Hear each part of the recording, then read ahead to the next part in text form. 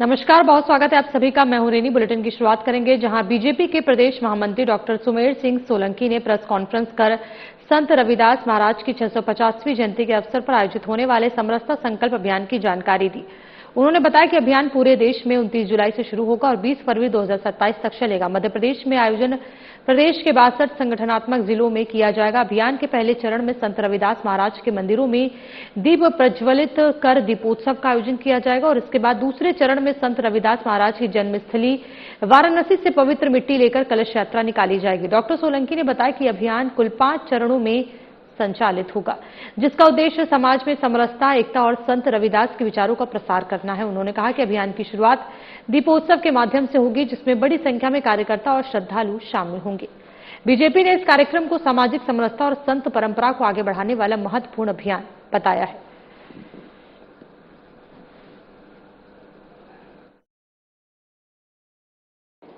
Bharatiya Janata party के केंद्रीय नेतृत्व के निर्देश पर मध्य प्रदेश भारतीय जनता पार्टी ने श्री गुरु रविदास महाराज की समरसता संकल्प यात्रा, समरसता संकल्प अभियान को लेकर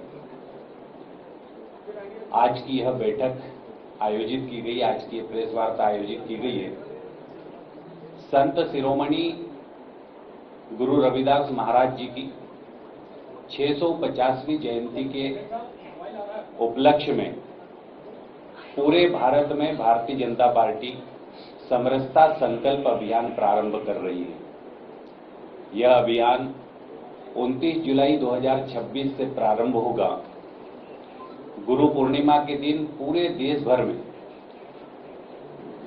दीपोत्सव अभियान के साथ इस समरसता संकल्प अभियान का शुभारंभ होगा और 29 जुलाई 2026 से 20 फरवरी 2027 तक संत शिरोमणि रविदास महाराज की जयंती के उपलक्ष्य में ये समरसता संकल्प अभियान फरवरी 2027 तक चलेगा। इस अभियान के अंतर्गत पूरे मध्य प्रदेश के 62 संगठनात्मक जिलों में 1313 मंडलों में दीपोत्सव कार्यक्रम कल 29 तारीख को पूरे मध्य प्रदेश के एक साथ 21,000 स्थानों पर आयोजित किया जाएगा। जिला मुख्यालय पर 650 दीपक जलाकर संत रविदास जी के मंदिर में और जहां पर मंदिर नहीं है वहां पर सार्वजनिक स्थलों पर संत रविदास महाराज के छायाचित्र के सामने दीप जलाकर दीपोत्सव का आयोजन किया जाएगा।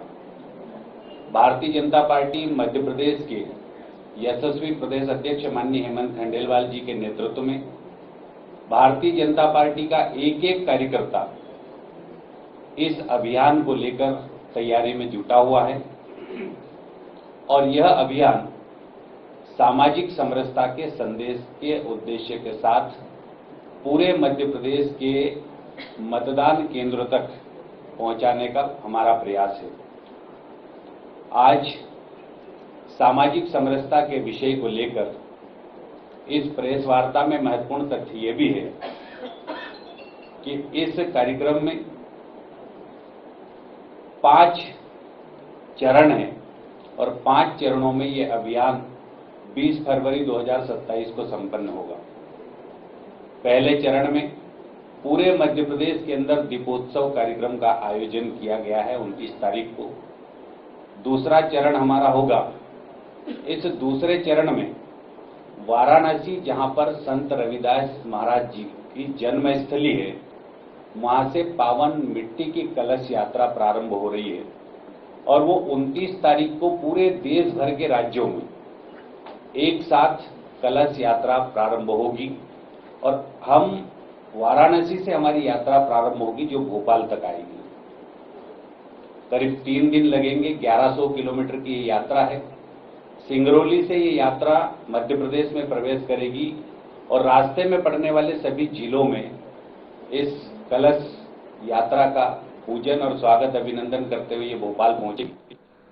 बुरहानपुर इंदौर इच्छापुर 4 लेन हाईवे का काम लगभग 90% निर्माण कार्य पूरा हो चुका है, जिससे बुरहानपुर जिले के लोगों के लिए इंदौर का सफर पहले की तुलना में कई अधिक आसान और तेज हो गया है। स्थानीय लोगों ने इस परियोजना के लिए केंद्र की मोदी सरकार और मध्य प्रदेश की मोहन सरकार का आभार जताते हुए कहा कि पहले 2 लेन और गड्ढों वाली सड़क के कारण दुर्घटनाएं होती थी और इंदौर पहुंचने में 6 से 7 घंटे लगते थे, जबकि अब ये दूरी लगभग 3 से 3.5 घंटे में पूरी हो रही है। बीजेपी जिला उपाध्यक्ष वीरेंद्र तिवारी और शाहपुर निवासी सेवानिवृत्त स्वास्थ्य विभाग कर्मचारी अंबादास बोरसे ने बताया कि 4 लेन बनने से यात्रा सुरक्षित, सुविधाजनक और समय की बचत वाली हो गई है। उन्होंने कहा कि सड़क के दोनों ओर पौधारोपण और स्ट्रीट लाइट की व्यवस्था से हाईवे की सुंदरता और सुरक्षा दोनों बढ़ेंगी। साथ ही परिवहन लागत कम होने से व्यापार, आवागमन और क्षेत्र के आर्थिक विकास को भी गति मिलेगी, जिससे जिले के लोगों को दीर्घकालिक लाभ मिलने की उम्मीद है।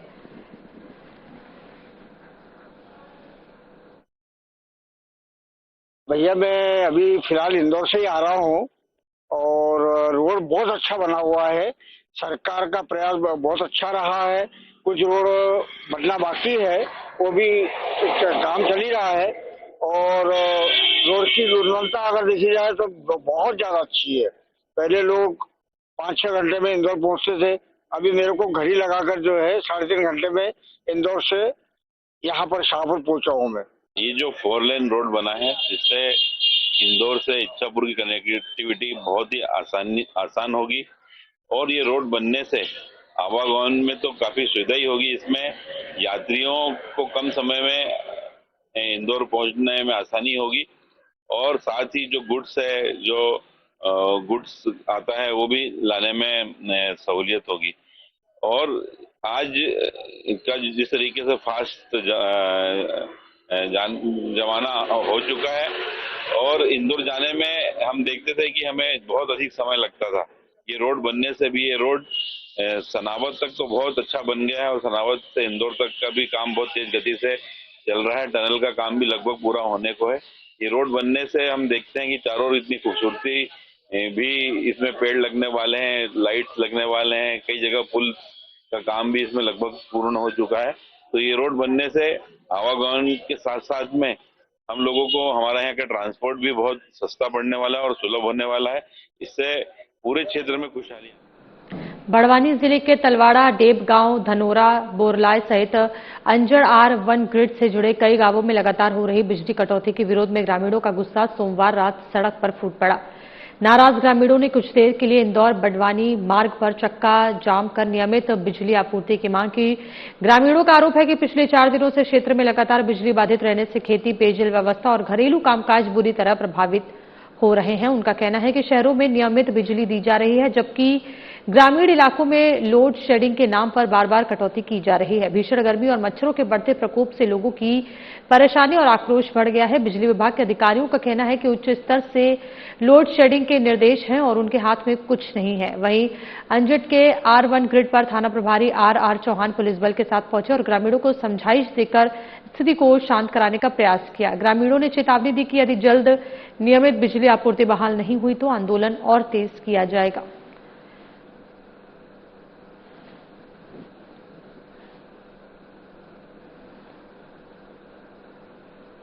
सीहोर जिले के ग्रामीण क्षेत्रों में लगातार हो रही अघोषित बिजली कटौती और लोड शेडिंग के विरोध में इछावर रोड स्थित कंकरखेड़ा के पास दर्जनों गांवों के ग्रामीणों ने सोमवार रात जोरदार प्रदर्शन करते हुए मुख्य मार्ग पर चक्का जाम कर दिया। बिजली आपूर्ति घंटों बाधित रहने से नाराज लोगों ने बिजली कंपनी पर मनमानी का आरोप लगाया और कहा कि बिना पूर्व सूचना के दिन रात बिजली काटे जाने से आम जनजीवन, खेती, सिंचाई, छोटे कारोबार और घरेलू कामकाज बुरी तरह प्रभावित हो रहे हैं। प्रदर्शन के कारण इछावर रोड पर लंबा जाम लग गया और यातायात पूरी तरह ठप हो गया। सूचना मिलते ही पुलिस और प्रशासनिक अधिकारी मौके पर पहुंचे तथा ग्रामीणों को समझाइश देकर बिजली व्यवस्था में सुधार का आश्वासन दिया, जिसके बाद चक्का जाम समाप्त कराया गया। ग्रामीणों ने चेतावनी दी कि यदि 24 घंटे के भीतर अघोषित कटौती बंद कर नियमित बिजली आपूर्ति बहाल नहीं की गई तो आंदोलन और उग्र किया जाएगा। ग्रामीणों ने यह भी आरोप लगाया कि पिछले 1 सप्ताह से आधी रात के बाद लगातार बिजली काटी जा रही है, जबकि जनप्रतिनिधियों की चुप्पी से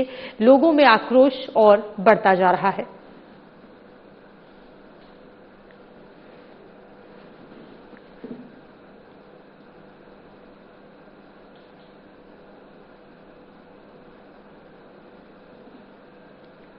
मूंग की तुलाई सहित विभिन्न मांगों को लेकर किसान स्वराज संगठन का नर्मदापुरम से भोपाल कूच मंगलवार को बुधनी पहुंचने के साथ और उग्र हो गया है।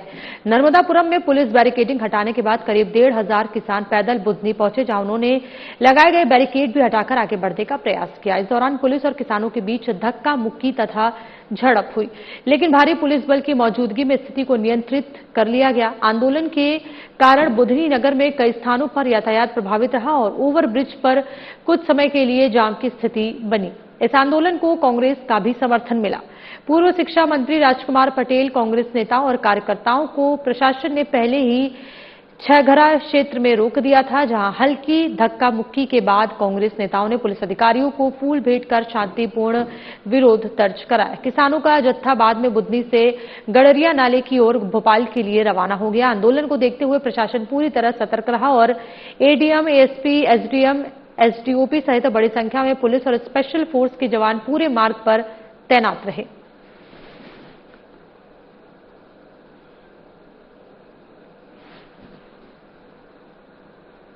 सीहोर के कुबरेश्वर धाम में गुरु पूर्णिमा महोत्सव के दौरान लाखों श्रद्धालुओं की भीड़ के बीच सीहोर पुलिस ने तत्परता और मानवता की मिसाल पेश की है। हाईवे पर एक श्रद्धालु अचानक अचेत होकर गिर पड़ा, जिसके बाद मौके पर मौजूद सीएसपी डॉक्टर अभिनंदना शर्मा ने बिना देर किए पुलिस टीम के साथ तत्काल सहायता पहुंचाई। उन्होंने श्रद्धालु को प्राथमिक उपचार दिलवाए और तुरंत एम्बुलेंस की व्यवस्था कर अस्पताल भेजा, जिससे समय रहते उसकी जान बचाई जा सकी।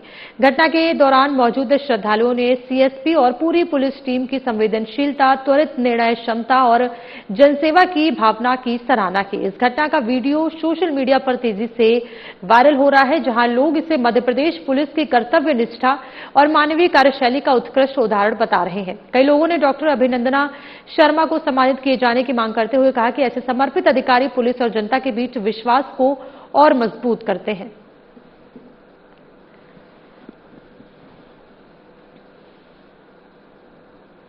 कटनी में जिला अभियोजन संचालनालय द्वारा कलेक्ट्रेट के नवीन सभागार में एनडीपीएस एक्ट सहित अब गंभीर अपराधों की विवेचना और न्यायिक प्रक्रिया को लेकर महत्वपूर्ण विधिक कार्यशाला आयोजित की गई। कार्यक्रम में प्रधान जिला एवं सत्र न्यायाधीश जितेंद्र कुमार शर्मा, विशेष न्यायाधीश एनडीपीएस संजय कुमार गुप्ता, कलेक्टर आशीष तिवारी, पुलिस अधीक्षक अभिनव विश्वकर्मा सहित न्यायपालिका, अभियोजन और पुलिस विभाग के वरिष्ठ अधिकारी शामिल हुए। कार्यशाला में मादक पदार्थों के उत्पादन, तस्करी, परिवहन और बिक्री की पूरी श्रृंखला की प्रभावी जांच पर विशेषज्ञों ने चर्चा की। अधिकारियों ने कहा कि विवेचना वैज्ञानिक, निष्पक्ष और तथ्य आधारित होनी चाहिए, ताकि निर्दोष व्यक्ति को सजा न मिले और अपराधी कानून से बच न सके।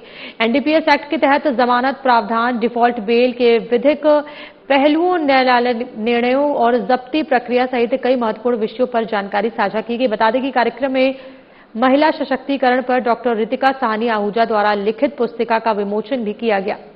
जिला अभियोजन अधिकारी गणेश पांडे ने कहा कि ऐसी कार्यशालाओं से पुलिस और अभियोजन अधिकारियों को नए कानूनों एवं न्यायिक प्रक्रियाओं की जानकारी मिलती है, जिससे विवेचना की गुणवत्ता बेहतर होगी और अपराध नियंत्रण में मदद मिलेगी।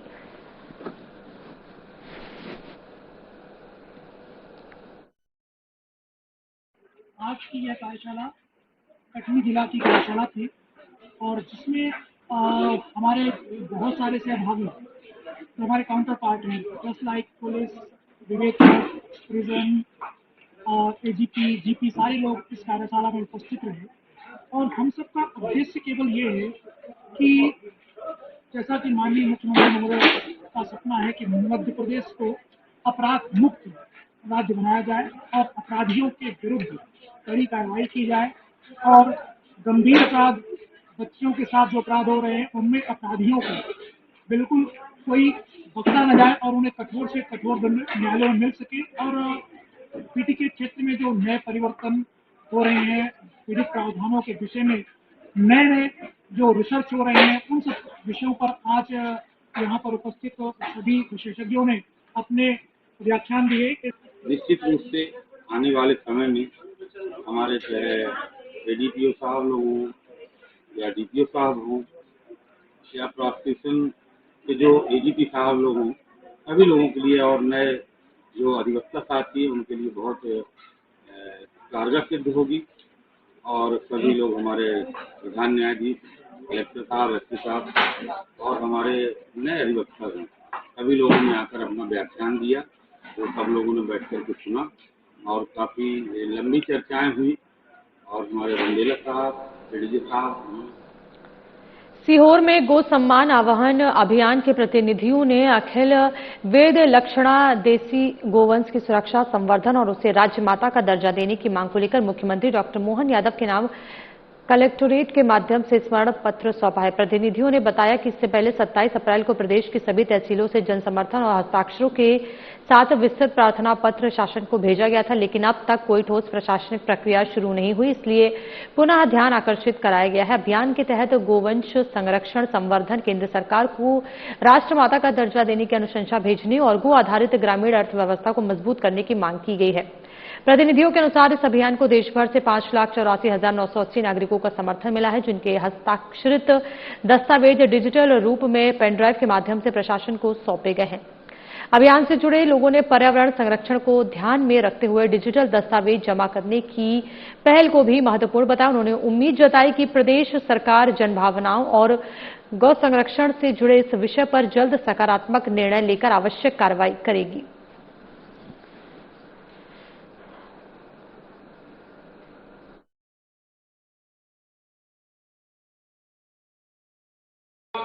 का वंश इस पूरे भारत भूमि में ना हो, बस ये दो मांग हमारी प्रमुख है। बाकी तो उसमें बहुत सारी लंबी मांग है, जिससे किसानों को कैसे फायदा हो, इसके बारे में भी सरकार को सुझाव है और सरकार हमारे सुझाव ले तो किसानों को भी फायदा होगा और गौ माता को कैसे रख रखाव हो, ये सब उसी योजना में संकल्पित है। पर अभी प्रमुख मांग में से दो मांग है, गौ माता राष्ट्रमाता बने और गौ माता इस भारत की भूमि में वध ना हो। तो यही हमारी मांग है कि जितनी गौशालाएं खुली है उनमें सरकार वहां पर उनकी व्यवस्थाओं को और बढ़ाए, व्यवस्था बढ़ाकर उन गौ माताओं को वहां पर निराश्रित गौ माता को रखकर वहां पर सेवा दें। विदिशा जिले के सिरोंज क्षेत्र में कलेक्टर अंशुल गुप्ता के निर्देश पर प्रशासन और खाद्य विभाग की संयुक्त टीम ने 3 गैस एजेंसियों के कार्यालय और गोदामों का सघन निरीक्षण किया। एसडीएम सिरोंज ओम नारायण बडकुल के नेतृत्व में की गई कार्रवाई में प्रिंसी भारत मुगल सराय ग्रामीण वितरक गैस एजेंसी, बामूरी शाला इंडियन ग्रामीण वितरक गैस एजेंसी और हीरा गैस एजेंसी सिरोंज की जांच की गई। निरीक्षण के दौरान स्टॉक में गड़बड़ी, डिस्प्ले बोर्ड और बैलेंस शीट का अभाव, शिकायत टोल फ्री नंबर प्रदर्शित नहीं होना, कर्मचारियों की पहचान संबंधी कमी, वाहनों का सत्यापन न होना, रिकॉर्ड अव्यवस्थित मिलना सहित कई अनियमितताएं सामने आई। इसके अलावा गैस गोदाम में सुरक्षा मानकों, फायर सेफ्टी व्यवस्था, डायवर्जन और अवैध रूप से गैस रिफिल प्राप्त करने जैसी कमियां भी पाई गई। अधिकारियों ने गैस एजेंसी संचालकों से वितरण व्यवस्था और लाइसेंस संबंधी दस्तावेज मांगे हैं। प्रशासन ने बताया है कि मिली अनियमितताओं के आधार पर संबंधित एजेंसियों को आवश्यक वस्तु अधिनियम 1955, मध्य प्रदेश भू राजस्व संहिता 1959 और अन्य नियमों के उल्लंघन को लेकर नोटिस जारी कर वरिष्ठ कार्यालय को रिपोर्ट भेजी जाएगी। प्रशासन की इस कार्रवाई से गैस एजेंसी संचालकों में हड़कंप मचा हुआ है।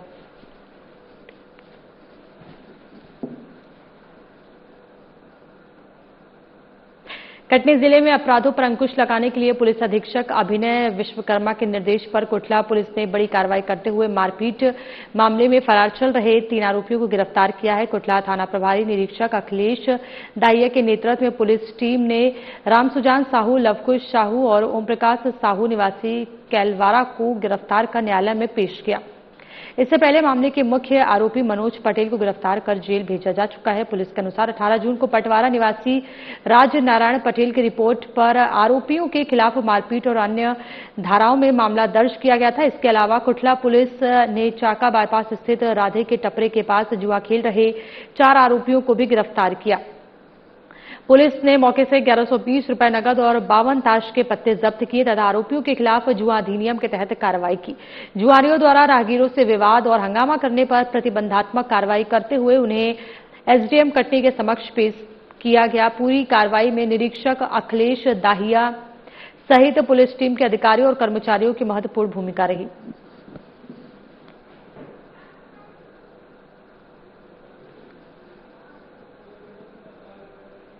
कटनी जिले में आदिवासी भूमि और शासकीय निस्तारी नाले पर कब्जे को लेकर समाजवादी पार्टी ने प्रशासन से जांच और कार्रवाई की मांग की है। पार्टी ने आरोप लगाया है कि ग्राम इमलिया और पड़वार की सीमा पर स्थित शासकीय निस्तारी नाले जो राजस्व रिकॉर्ड में दर्ज हैं पर अवैध निर्माण कर उसका स्वरूप बदल दिया गया है। शिकायत के अनुसार ग्राम इमलिया के खसरा नंबर 1 और ग्राम पड़वार के खसरा नंबर 148 में दर्ज सरकारी नाले पर नटराज धर्मकांटा का निर्माण किए जाने का आरोप लगाया गया है। शिकायतकर्ताओं का कहना है कि नाले की चौड़ाई लगभग 60 मीटर थी, लेकिन निर्माण के कारण प्राकृतिक जल संसाधन प्रभावित हो रहे हैं। वहीं ग्राम पड़वार के खसरा नंबर 142/2 की भूमि आदिवासी महिला पुष्पा देवी राज सिंह गोंड के नाम दर्ज होने का उल्लेख करते हुए आरोप लगाया गया है कि पूंजीपतियों द्वारा आदिवासी भूमि का दुरुपयोग किया जा रहा है। समाजवादी पार्टी ने प्रशासन से पूरे मामले की जांच कर दोषियों पर कार्रवाई करने की मांग की है। पार्टी ने चेतावनी दी है कि यदि समय पर कार्रवाई नहीं हुई तो वह उग्र आंदोलन करने के लिए बाध्य होगी, जिसकी जिम्मेदारी शासन प्रशासन की होगी।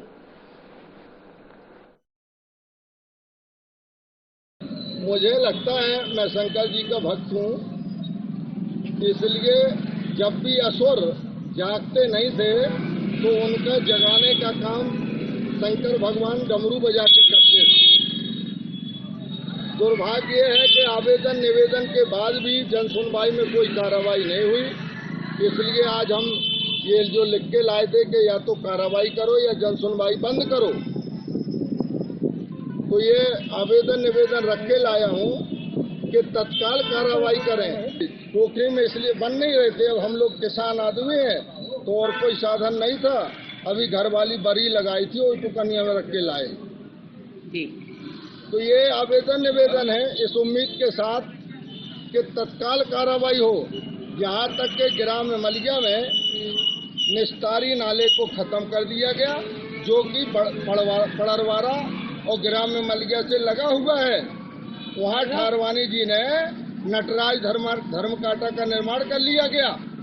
लोगों ने सबको बना लिए हैं और खेती कर रहे हैं, तो उसकी नीलामी की जाए। उनकी बात सही है, इस पर हम आगे कार्रवाई करेंगे। और जंगल मंडा बीसी के गाँव पंचायत गड़खेड़ा है, वहाँ पे बिजली बचाव होने के कारण एनटीपी लाइट काट दी है, तो लोगों को पानी की समस्या है। तो आज हम सरकार से बात करके एनटीपी से लाइट। सीहोर जिले में इंदौर भोपाल मार्ग पर आमलाहा और सोंडा के बीच हंस ट्रैवल्स की यात्री बस अनियंत्रित डंपर से टकराने के बाद सड़क किनारे पुलिया के नीचे उतर गई। हादसे के समय बस में कई यात्री सवार थे, लेकिन राहत की बात यह रही कि सभी सुरक्षित हैं और कोई जनहानि नहीं हुई। टक्कर के बाद बस चालक का नियंत्रण वाहन से हट गया, जिससे ये दुर्घटना हुई। कुछ यात्रियों को मामूली चोटें आई, जिन्हें 108 एम्बुलेंस की मदद से सीहोर जिला अस्पताल पहुंचाकर प्राथमिक उपचार दिया गया। घटना की सूचना मिलते ही पुलिस और प्रशासन की टीम मौके पर पहुंची तथा यातायात को सामान्य कराया। पुलिस दुर्घटना के कारणों की जांच में जुटी है। वहीं क्षेत्र में अन्य सड़क हादसों की भी सूचना मिली है। लसूड़िया के पास एक ऑटो पलट गया, जबकि संग्रामपुर के समीप एक स्कूल बस भी सड़क से उतर गई। लगातार सामने आ रही इन घटनाओं ने सड़क सुरक्षा और सावधानी बरतने की आवश्यकता को एक बार फिर उजागर कर दिया है।